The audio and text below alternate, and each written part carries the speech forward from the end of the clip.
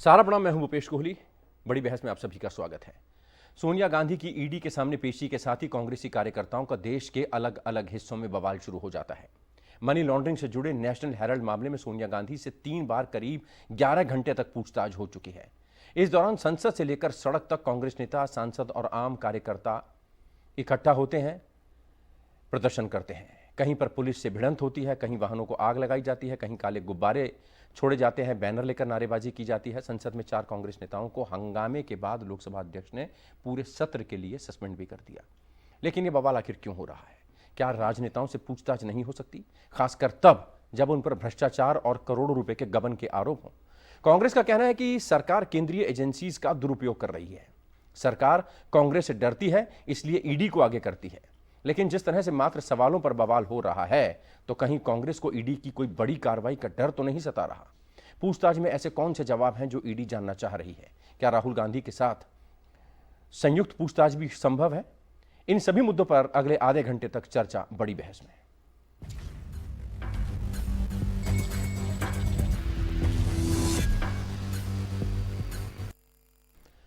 सवाल पर बवाल, जबरदस्त पैनल हमारे साथ मौजूद है। कैप्टन आईसी सिंह साहब हमारे साथ मौजूद हैं, प्रवक्ता हैं, नेता हैं भारतीय जनता पार्टी के स्टूडियो में। डॉक्टर अनीत सिंह, प्रवक्ता नेता कांग्रेस के नोएडा स्टूडियो में। मोइनुद्दीन खान साहब एडवोकेट हैं, हमारे साथ स्टूडियो में मौजूद हैं। Doctor Sunil Kaushik, political expert, हमारे साथ मौजूद हैं। PMLA prevention of money laundering act, supreme court ने इसे लेकर बड़ा फैसला सुनाया है।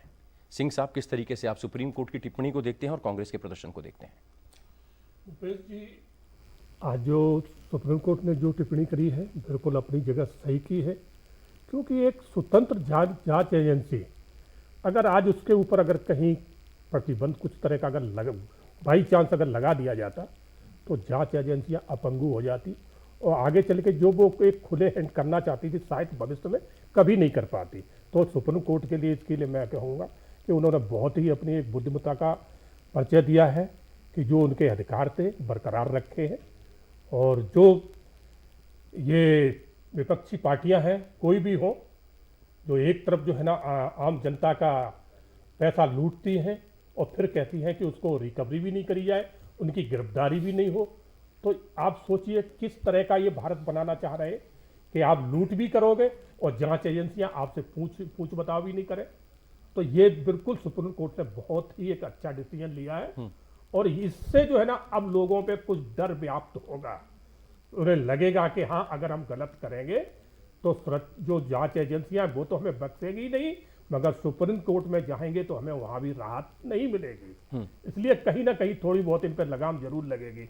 जिस तरह से आपने देखा कि अभी ज़्यादा पुरानी बात नहीं है, बंगाल में क्या स्थिति हो रही है कि वहाँ नोटों के जो है ना कमरे के कमरे भरे मिल रहे हैं और जब मंत्री जी को गिरफ्तार किया ईडी ने तो वो बीमार पड़ गए।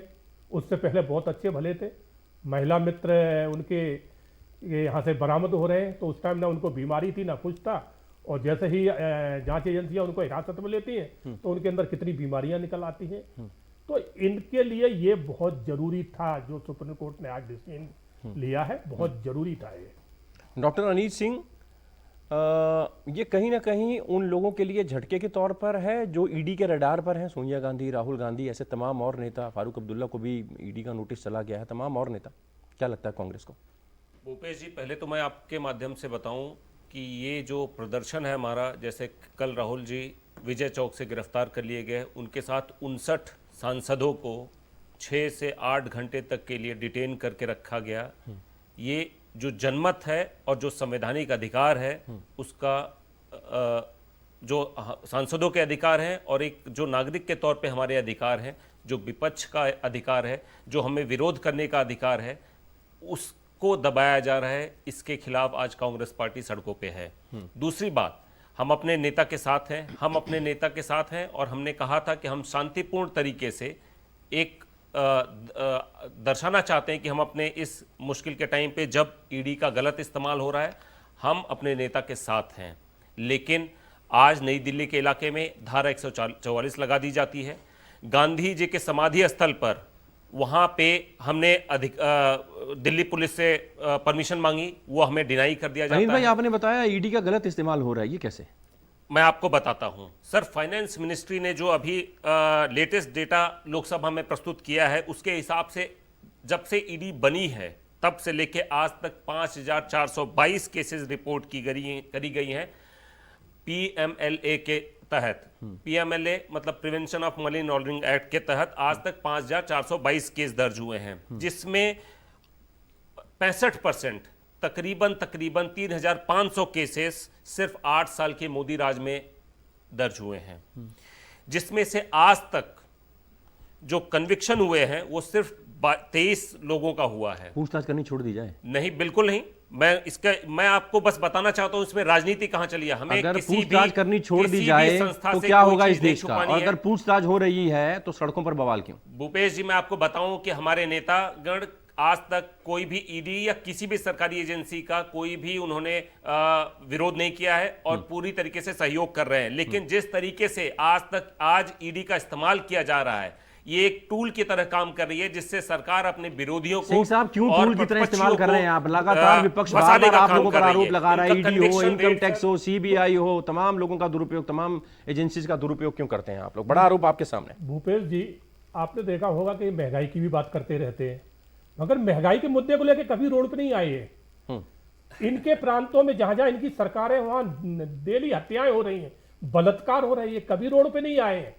मगर ईडी जब सोनिया गांधी को, राहुल गांधी को अगर पूछताछ के लिए बुलाती है तो ये रोडों पे आ जाते हैं, रोडों को जाम कर देते हैं, दिल्ली की सड़कों पे कर्फ्यू लगवा देते हैं, ये हालत कर देते हैं।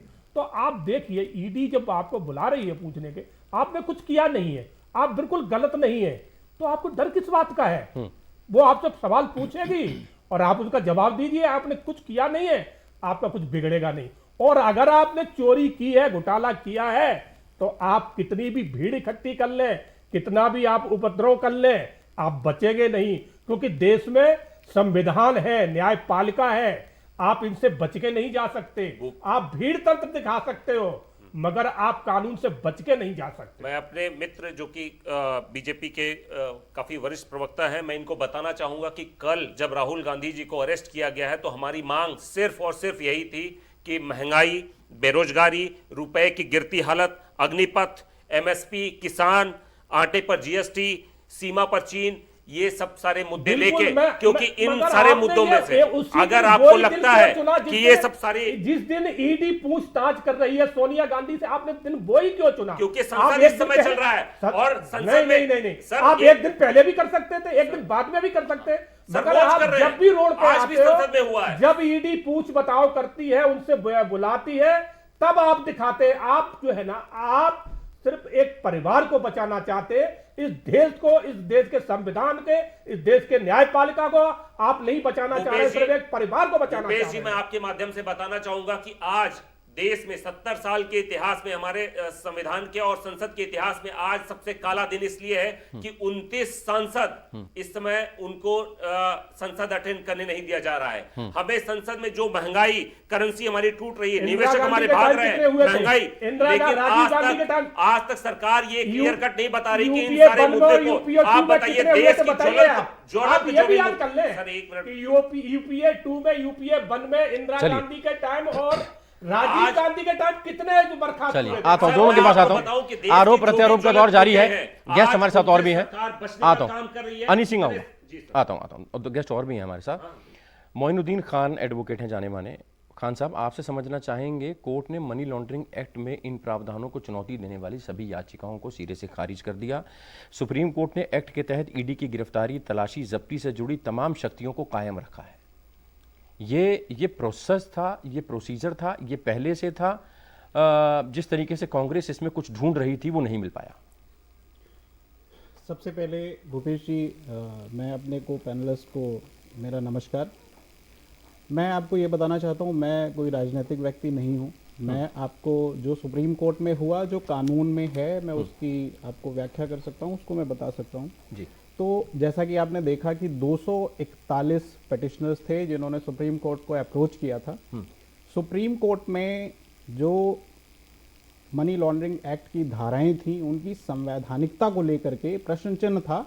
उसके लिए 241 पिटिशनर्स ने सुप्रीम कोर्ट को अप्रोच किया। सुप्रीम कोर्ट ने अब एक चीज़ क्लियर कर दी कि वो जो एक्ट है उसमें जो धाराएं हैं वो संवैधानिक हैं, उसमें किसी तरह की कोई किसी को आपत्ति नहीं होनी चाहिए। अब मेरे ख्याल से जो उस पर ईडी और पीएमएलए को लेकर के जो क्वेश्चंस उठते थे, जो उस पर संदेह किया जाता था, वो उस पर अब विराम लग जाना चाहिए कि कोई भी इन्वेस्टिगेटिंग एजेंसी, वो आप चाहे वो पुलिस हो, ईडी हो, किसी को भी ले लें आप, इन्वेस्टिगेशन करेगी।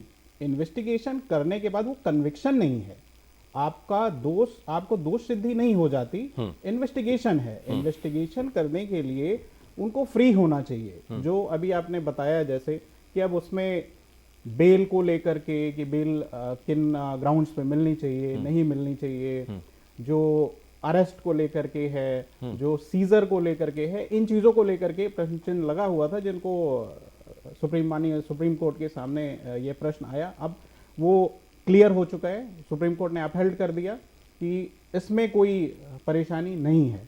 अब बात ये आती है कि जैसे भी मेरे को पैनलिस्ट ने बोला कि बहुत ज़्यादा केसेस रजिस्टर हुए, तो अगर आप इतिहास देखेंगे, जब से पीएमएलए आया है, जब से ईडी ने काम करना शुरू किया है, तब से अगर स्टार्टिंग के हम अगर यूपीए का कार्यकाल देख लेंगे, उस टाइम पे कम हुए हैं, बिल्कुल ठीक बात है, उस टाइम पे कम थे केसेस।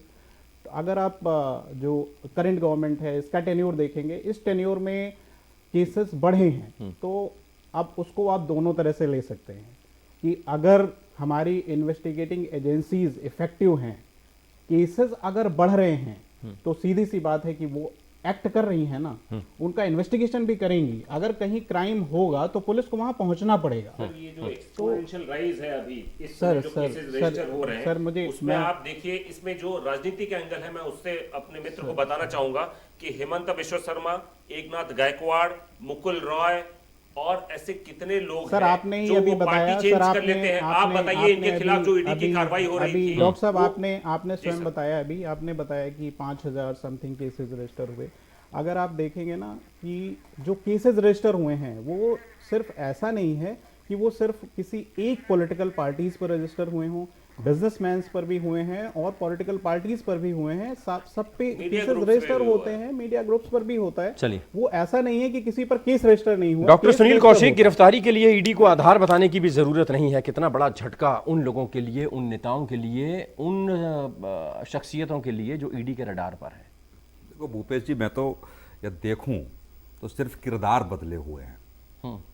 आज जो कांग्रेस या विपक्ष में बैठे हुए राजनीतिक दल जो आरोप लगा रहे हैं, 2014 से पहले यही आरोप बीजेपी लगाया करती थी। जब पॉलिटिकल इशू आते हैं, इस तरीके के आरोप लगते हैं, तो पॉलिटिकल पार्टियों के पास कोई बचने का रास्ता नहीं है। सिर्फ और सिर्फ ये कहना है कि सरकार के दबाव में एजेंसियां काम करती हैं, और इसमें भी कोई दो राय नहीं है। कहाँ कुछ होता है, लेकिन 100% ऐसा होता है, मैं इसको मानने के लिए तैयार नहीं हूं। दूसरा, जब ईडी और सीबीआई का जब संवैधानिक ढांचा तैयार किया गया था भूपेश जी, तब कांग्रेस की सरकार थी, और कांग्रेस की सरकार रहते हुए सारी संरचना उसकी तैयार हुई। क्या उस समय ऐसे कुछ लूपहोल छोड़े गए थे क्या कि जो केंद्र में सरकार रहेगी वो दुरुपयोग करने की संभावना है उसके साथ, या वो दुरुपयोग कर सकती है क्या? ऐसे कुछ रास्ते, ऐसे कुछ बचाव उस संवैधानिक ढांचा को तैयार करते समय छोड़े होंगे, तो निश्चित तौर से मैं मान सकता हूं कि वो दुरुपयोग हो रहा होगा। यदि कांग्रेस ने वो नहीं छोड़े हैं, तो मैं ये मानने को तैयार नहीं हूं कि नहीं हो रहा है। छोटा सा एग्जाम्पल मैं दे दूंगा कि थाने स्तर पर आप जाकर करके देखिए कि थाने स्तर पर जब कोई छोटा सा केस रजिस्टर्ड होता है, तो वहां भी राजनीति शुरू होती है, और कहीं न कहीं वहां भी राजनीतिक दबाव में कुछ फैसले इंस्पेक्टर को या सीओज को, एसएसपी को लेने पड़ते हैं। तो ये तो बड़ी एजेंसियां हैं, तो दुरुपयोग क्यों नहीं हो सकता है? हो सकता है, लेकिन उस दुरुपयोग से बचने के लिए आरोप प्रत्यारोप नहीं, आपके पास न्यायालय हैं, यदि उस पर आप भरोसा करेंगे, उसका दरवाजा आप खटखटाएंगे, तो निश्चित तौर से सरकार सब कुछ नहीं हो डॉक्टर सकती। अनीत सिंह, अगर एजेंसीज के पास कोई ऐसे प्रूफ होते हैं, कुछ ऐसे सबूत मिलते हैं, कुछ ऐसी क्रॉस क्वेश्चनिंग होती है, उसके हिसाब से अगर एजेंसी सोचती है किसी बड़े नेता की गिरफ्तारी होनी चाहिए, उसके खिलाफ चार्जशीट फाइल होनी चाहिए, उसको कोर्ट के सामने रखना चाहिए फैक्ट्स एंड फिगर्स को, तब कांग्रेस की क्या रणनीति होगी? सर, मैंने बताया अगर कि पूछताछ कांग्रेस में की कार्यकर्ता रणनीति, सड़क पर उतर रहे हमारे हैं, नेता, सांसद सड़क पर उतर रहे हैं, सड़कें जाम की जा रही हैं, और जैसा कि भारतीय जनता पार्टी कह रही है कि बहाने आप बना रहे हैं कि महंगाई और उसको लेकर उसी दिन उतर रहे हैं आप, अगर गिरफ्तारियां होती हैं तो क्या मैं आपको बताऊं कि हमने ऑफिशियली दिल्ली पुलिस से अनुमति मांगी कि हम एक सांकेतिक जो हमारे नेता के साथ हम जुड़े हुए हैं, हम एक सांकेतिक तरीके से हम शांतिपूर्ण तरीके से प्रदर्शन करना चाहते थे। आप बताइए कि अगर आपको लगता है कि ईडी की कार्रवाई गलत है, अगर किसी पार्टी विशेष को लगता है सपोज, तो क्या उसको अपना विरोध प्रदर्शन करने का अधिकार नहीं है? ये संवैधानिक अधिकार हमें सरकारें कैसे छीन सकती हैं? और रही आपने बात बताई कि हम ना ईडी की कार्रवाई से डरते हैं, ना उनको हम कॉपरेट करने में एक रत्ती भर भी हमारा संदेह है। जो संस्थाएं हमने खुद ने बनाई है, आप बिल्कुल नहीं करते और आपका संवैधानिक अधिकार भी है, मैं इस बात को मानता हूं। आप ये बताइए कि धारा 144 लगा दी जाती है। गलत चुन रहे हैं। जिस दिन ईडी पूछताछ कर रही है, आप वही दिन क्यों चुनते हैं? आप कहीं ना कहीं गलत है, तब तो आप वो वही दिन चुन रहे हैं। जब कार्रवाई आगे पीछे भी तो धरना आंदोलन कर सकते हैं। सुनिए मेरी बात, आपने जब राहुल गांधी से पूछ बताया, वही उस दिन आपने जो है ना धरना आंदोलन किया। अगर हमें ये लगता है जिस जब सोनिया जी से हुई तब भी आपने वही दिन। अब मैं आपको बताऊं, तो आप सेम डे क्यों चुनते हैं? आप आगे पीछे करिए ना। जब हमें लगता है कि ईडी की कार्रवाई जिस दिन जो भी गलती है, हम सांकेतिक रूप से अपने नेता के साथ वहां शांतिपूर्ण तरीके से मार्च करना चाहते हैं।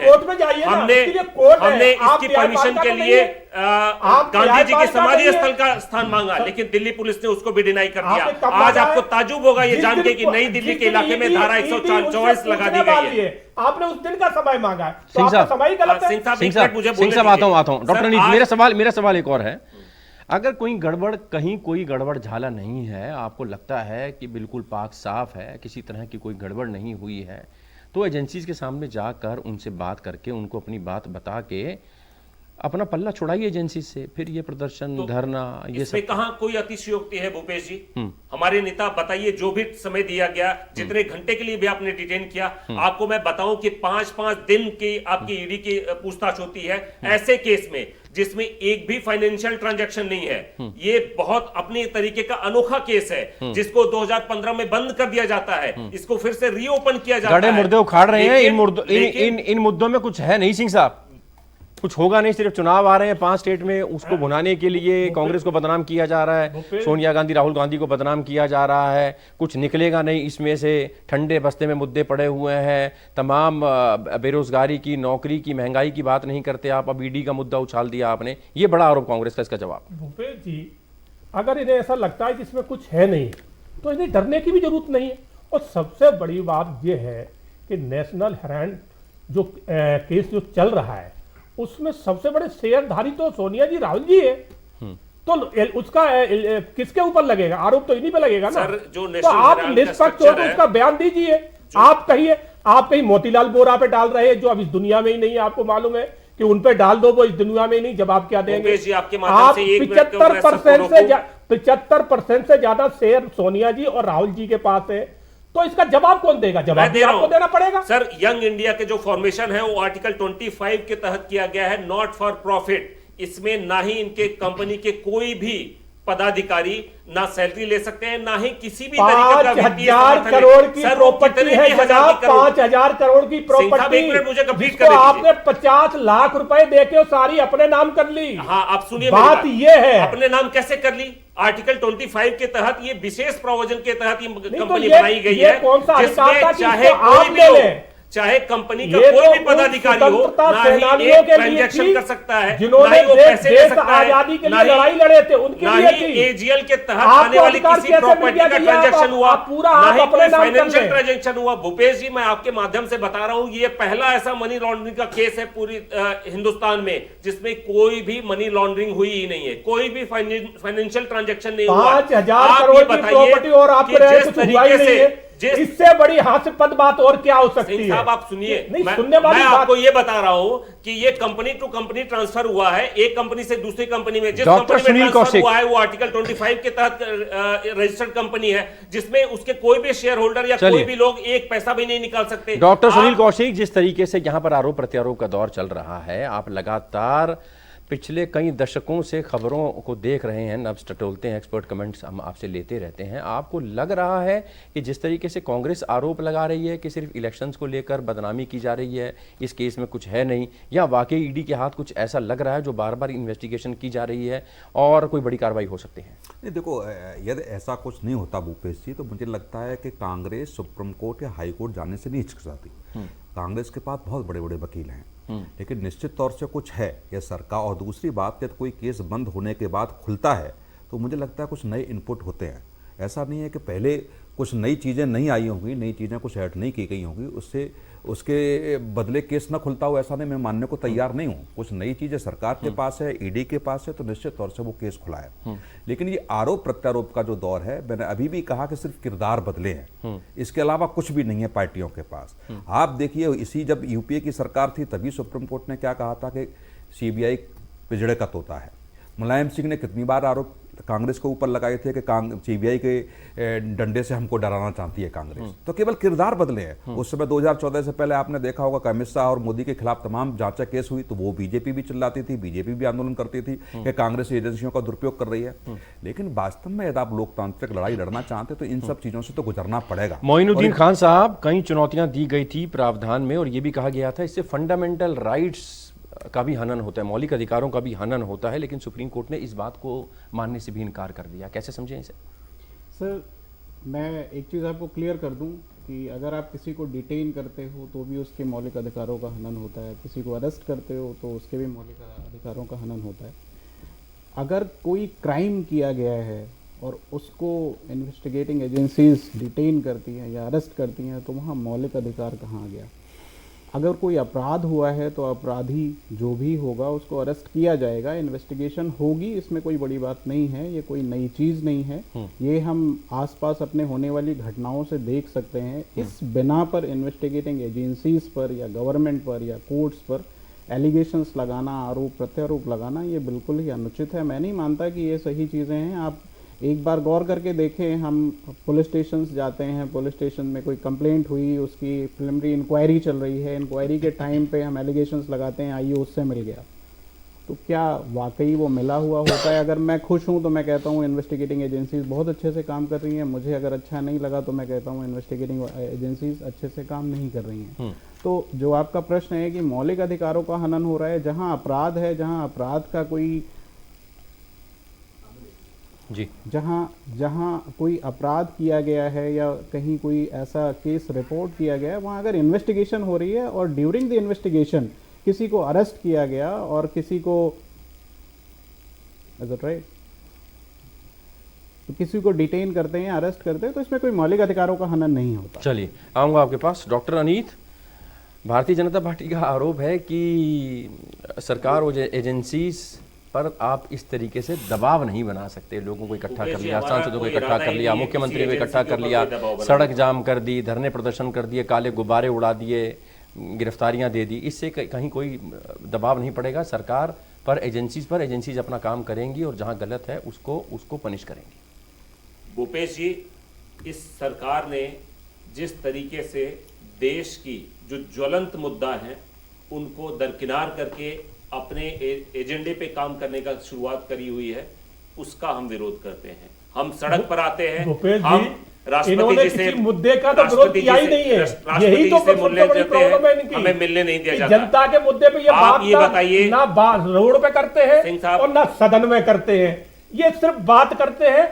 ईडी सवाल अगर हम विरोध नहीं करते हैं तो आप 29 लोगों को जिनको आपने निकाला हुआ है संसद से, नहीं, तो आप चर्चा नहीं कर रहे, आप सिर्फ वहाँ हंगामा मचा रहे हैं, अभी आप चर्चा नहीं कर रहे हैं। आप अगर वहाँ चर्चा करो जनता के मुद्दों पे, बातों में दोनों बातों काफी कॉन्ट्राडिक्टरी है। आप एक तो कह रहे हैं कि हम चर्चा नहीं कर रहे हैं और आप हमें निकाल भी रहे हैं। आप ये बताइए तो इसलिए रहे कि आप सदन की मर्यादा को भंग कर रहे हैं। आप सदन होता है चर्चा करने के लिए, हंगामा मचाने के लिए, सारे के सारे आपने सारी विपक्ष मुक्त बना दिया है संसद को। आप जिस तरीके से एक मोनोपोली के तहत अपना काम करना चाह रहे हैं और अपने तरीके से काम करना चाह रहे हैं, वो इस जनतंत्र के लिए खतरा है। बिल्कुल नहीं। आप बताइए कि पिछली बार के हमारे यूपीए के इतिहास में चर्चा करिए, आप गहन चर्चा करिए सब, और सरकार भी यही कह रही है कि आप आइए हमारे साथ चर्चा करिए। आप मगर आप चर्चा करना ही नहीं चाह रहे। काफी वरिष्ठ हैं, आपको ध्यान होगा कि कितनी बार सुषमा स्वराज के प्रतिनिधित्व में आपके सांसदों ने राष्ट्रपति के पास जाके ज्ञापन सौंपा था। आज ये जो 59 सांसदों को आपने विजय चौक पे किस वजह से रोक लिया, आप मुझे बताइए। किस तरीके से आप वहां पे जमावड़ा करते हैं, क्या दर्शाना चाहते हैं? आप देखिए उन्होंने सारे के सारे विपक्षी लोग हैं, को किस तरह से तार किया है, पर्चियां फेंक रहे हैं, अगर मान लीजिए सदी के पास जाके खड़े हो रहे हैं, नारे लगा रहे हैं, ये तो आपने उनको संसद से सवाल निकाल दिया। जवाब करने के लेकिन लिए, हंगामा मचाने के लिए नहीं। आप 1 मिनट का 2.5 लाख रुपए खर्चा होता है संसद का, ये पैसा आम जनता का है। सिंह साहब आप आप इनको कह रहे हैं, आप ये सिंह साहब बताइए। आप एक मिनट आ रहा हूं अनित सिंह साहब, आप कह रहे हैं कि ये लोग उसी दिन विरोध करते हैं, लेकिन ये कह रहे हैं कि हम तो महंगाई के खिलाफ, बेरोजगारी के खिलाफ, भ्रष्टाचार के खिलाफ, किसानों को रियायत नहीं दे पा रही है सरकार, सहूलियत नहीं दे पा रही है, आम जनता बेहाल है, पेट्रोल डीजल महंगाई, इस पर ये विरोध प्रदर्शन कर रहे हैं। सोनिया गांधी कहां से आगे बीच में? मैं भूपेश जी, वही तो मैं भी कहना चाह रहा हूं कि आप इस पे चर्चा करिए ना सदन में। सदन चल रहा है, आप सदन में तो खड़े, आप आइए बताइए चर्चा कि आप करें। महंगाई पे कब चर्चा करेंगे? अरे, आज तक आपने समय नहीं बताया कि महंगाई पे चर्चा कब करेंगे। जब संसद की मैं बात बताऊं, संसद के सदन पटल जब पे शुरू आज होता तक है, पहले ही अध्यक्ष के साथ ये पूरी चर्चाएं हो जाती है कि कौन सा कब रखा जाएगा, कौन सा प्रश्न कहाँ यही रखा तो जाएगा, सिंह शून्य साहब, काल में रखा जाएगा। यही तो पेच मगर है। आप जो है ना, यही तो पेच है। जब कि आप आपकी संसद के बाहर मीटिंग कुछ हो बोलते जाती है हैं, तब तो अंदर आप कुछ हाँ और कर बोलते देते हैं। आप ये और बताइए जब कि चर्चा संसद में शुरू होती है तब हंगामा मचाते आपके हैं। किसी भी नेता ने आज तक बताया कि महंगाई पे चर्चा कब होगी? आज 6वां दिन है, आप 7वां दिन है, पूछना ही नहीं संसद चाह का। रहे। अरे आप सदन में घुसने से पहले हंगामा शुरू। आप आप- एक बताइए, मैं आप आपसे ये आता हूं, बताइए आपके कि कोई राहुल भी गांधी ने सरकार- सदन में कितनी उपस्थिति दर्ज कराई? आप बताइए। सोनिया जी ने कितनी उपस्थिति दर्ज कराई? बताइए। आप बताइए, आप मोदी जी जनता ने के कितनी सवाल कराई है? का अब इस सदन में इस हाँ, वो चर्चा में देश मोदी के जी ने कब प्रधानमंत्री कराई है, उनका जरूरी नहीं है। वो देश के प्रधानमंत्री है, वो देश विदेश कहीं जा देश सकते की हैं। करेंसी टूट वो रही देश हो, के प्रधानमंत्री निवेशक है, भाग रहे हो, उनकी- महंगाई लोगों का उनकी दम वहाँ- निकाल रही हो, व्यापार घाटा बढ़ रहा हो, और हम यहाँ पे संसद नहीं चलने दे रहे हैं। बिल्कुल। आप मोइनुद्दीन बताइए, खान साहब, विपक्ष चलिए लोग आता कह हूं, रहे हैं, आता हूं, बनाया जा आता रहा हूं। है। मोइनुद्दीन ये खान किस साहब, तरीके से क्या यहाँ पर एजेंसीज भी अपने आप को सेफ मान रही होंगी और मॉरल अप होगा सुप्रीम कोर्ट की इन इंस्ट्रक्शंस, इन गाइडलाइंस के बाद? उनको लग रहा है कि जिस तरीके से हम काम कर रहे हैं, सुप्रीम कोर्ट ने भी कहा है गो अहेड? स्पष्ट रूप से भूपेश जी बिल्कुल सही कह रहे हैं आप कि जो इन्वेस्टिगेटिंग एजेंसीज हैं, ना सिर्फ ईडी की हम यहाँ बात करें स्पेशली, सिर्फ ईडी ही नहीं, सारी इन्वेस्टिगेटिंग एजेंसीज को एक उनका मोराल बूस्ट हुआ होगा, उनको एक अंदर से मजबूती मिली होगी कि नहीं, ऐसे नहीं है, सिर्फ आरोप लगाना ही ठीक नहीं है, उनको स्वतंत्र रूप से आप काम करने दीजिए, वो काम करेंगे, इन्वेस्टिगेशन कंप्लीट होगी। आप अगर उससे आपको कुछ भी इशू लगता है, आपको लगता है मेरे साथ गलत हो रहा है, तो न्यायपालिकाएं हैं हमारे पास, आप वहां जाएंगे, वहां चैलेंज करेंगे, लेकिन इन्वेस्टिगेशन को नहीं रोकना चाहिए, इन्वेस्टिगेशन को हैम्पर नहीं करना चाहिए। तो स्पष्ट रूप से इससे जो सुप्रीम कोर्ट का जजमेंट आया है, डिसीजन से भूपेश जी एक और मजबूती मिली होगी इस तरीके से गलत कार्रवाई करने के लिए और कार्रवाई ना करने के लिए। कहां पे? जहां पे विपक्षी दलों से लोग बीजेपी में शामिल हो जाते हैं। मैं अपने मित्र से पूछना चाहता हूं कि आपको कोई सस्पिशन नहीं होता है जब हेमंता बिश्व शर्मा के खिलाफ ईडी की कार्रवाई आजकल कुछ नहीं दिखती, जब आपको जो एकनाथ गायकवाड़ के खिलाफ आज आपको कोई कार्रवाई दिखती है ईडी की? शायद आपको सर, ज्यादा आप समझ बताइए। होगी कि सर, कार्रवाई कोई सर, बंद नहीं होती कभी। सर, आप कोई नहीं, कार्रवाई कार्रवाई बंद नहीं अगर होती। आप अगर आप सिर्फ अगर पेपर आप पे है, यही डॉक्टर तो मैं आपको बताना चाह रहा हूं। डॉक्टर साहब जब ईडी विपक्षी की कार्रवाई नेता जो होती को है, आपके ईडी की पाले में कार्रवाई चले बंद जाते नहीं हैं, हुई है। तब आपको लगता है आप कि ये नहीं कार्रवाई कह सकते हो कि रही है। ईडी की कार्रवाई लेकिन बंद हो गई सस्पिशन है। वहां पे होता है जहां पे 0.5% भी कन्विक्शन नहीं है। सर, हम आप ये क्लीन चिट बताइए नहीं कि दे पिछले सकते 8 सालों में सर, केसेस बिना रजिस्टर होते जा रहे हैं, एक के बिना बाद एक। इन्वेस्टिगेशन आज के के आप टाइम क्लीन पे चिट नहीं दे सकते। आप ये नहीं कह सकते ना, इन्वेस्टिगेशन तो कंप्लीट हो जाने दीजिए, इन्वेस्टिगेशन हो जाने दीजिए। आप इस बिना पर कि इसके अगेंस्ट इन्वेस्टिगेशन नहीं हुई तो मेरे भी अगेंस्ट नहीं होनी चाहिए। अगर मैंने क्राइम किया है तो मैं मेरे ऐसा अगेंस्ट कहां कह रहा इन्वेस्टिगेशन हूं? होगी। मैं ऐसा नहीं कह रहा हूं। इसलिए मैं हम आपको ये इसलिए- बताना चाह रहा हूं डॉक्टर कि सुनील सिर्फ कौशिक इस कार्रवाई चलते पे जो 15 सेकंड में आपको है, दूंगा, क्वेश्चन वाइंड अप नहीं लगा आपसे सकते। करूंगा। मनी लॉन्ड्रिंग का सीधा सीधा मतलब है पैसों की हेरा फेरी, और इसकी अगर जांच हो रही है तो किसी को कोई तकलीफ नहीं होनी चाहिए। बिल्कुल नहीं होनी चाहिए। देखो, बिल्कुल नहीं होनी चाहिए। दूसरी बात, जो कांग्रेस के नेता कह रहे हैं, तो वो ऐसा नहीं कि ईडी ने उनकी फाइल बंद कर दी है। निश्चित तौर से सरकारें बदलेंगी तो फाइल खुल के आएगी। जिस तरीके से आपका सोनिया गांधी और राहुल गांधी के खिलाफ 2012 में आप ही की सरकार रहते हुए मामला दर्ज हुआ था, और 2022 में आकर के ये उछाल मार रहा है। मैं कहूँगा ये बिल्कुल पीक पे है इस समय। तो ये नहीं कोई फाइलें बंद हो गई हैं। हाँ, लेकिन यदि विपक्षी राजनीतिक दलों को ऐसा लगता है कि कुछ बड़ी मछलियां उनके खिलाफ ईडी कार्रवाई नहीं कर पा रही है, तो सुप्रीम कोर्ट जा सकते हैं उस फाइल को लेकर के। तमाम ऐसे सबूत यदि आपके पास हैं, सुप्रीम कोर्ट का दरवाजा खटखटा सकते हैं। आज भी मुझे लगता है कि जब सुप्रीम कोर्ट के समक्ष बात रखी होगी तो ये पॉइंट आना चाहिए था कि ये बहुत बड़ी लिस्ट है इनके विपक्षी राजनीतिक दलों के पास जिन पे ईडी जानबूझ के कार्रवाई नहीं कर रही है। कम से कम उसकी स्टेटस रिपोर्ट तो कम से कम ईडी पेश करती कि ये एजेंसी जो है वो अपने दुर्भावना से काम कर रही हैं, रिमोट कंट्रोल बनी हुई हैं, ये आरोप है कांग्रेस का। गड़े मुर्दे उखाड़ रही है सरकार, इसमें कुछ हासिल नहीं होगा। लेकिन PMLA prevention of money laundering act, supreme court ने इसे लेकर बड़ा फैसला दिया है। सुप्रीम कोर्ट ने इस एक्ट के तहत ईडी की गिरफ्तारी, तलाशी, जब्ती से जुड़ी तमाम शक्तियों को कायम रखा है। इससे कहीं ना कहीं खलबली उन लोगों में जो ईडी के रडार पर हैं। फिलहाल बड़ी बहस में अभी के लिए इतना ही। कैप्टन आई सिंह साहब, भारतीय जनता पार्टी से आप हैं स्टूडियो में, बहुत शुक्रिया। डॉक्टर अनीत सिंह, कांग्रेस से, बहुत शुक्रिया। मोइनुद्दीन खान साहब, जाने माने वकील, बहुत शुक्रिया। Doctor Sunil Kaushik, senior journalist, बहुत बहुत शुक्रिया। बड़ी बहस में फिलहाल अभी के लिए इतना ही। दीजिए इजाजत, ब्रेक के बाद खबरों का सिलसिला जारी रहेगा। आप चलते रहिए सहारा न्यूज़ नेटवर्क के साथ। फिलहाल इजाजत, सलाम।